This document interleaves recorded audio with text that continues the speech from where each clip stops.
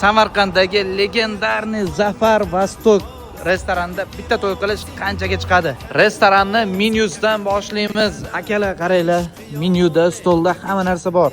Non asorti, ribnoy asorti, tovuq, salatlar, fruktovoy asorti, tandir, мясной asorti, yoda sirniy asorti, chaqchuqlar, keshlar, shirinliklar. Xullas, mana shu stoldagi ichimliklar hammasi bez limitni. Yana mana shu stolda 5 xil podachasi bor, 5 xil ovqati bor. Mana shu Farhod akam 25 yildan beri ishlaydilar, sizlarni kutib oladi kelsanglar.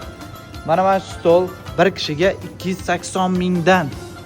Yana ichiga mana shu katta ekran kiradi. Tepadagi mana shu yerda texnikalar kiradi. Kelin-kuyov sahnasi kiradi.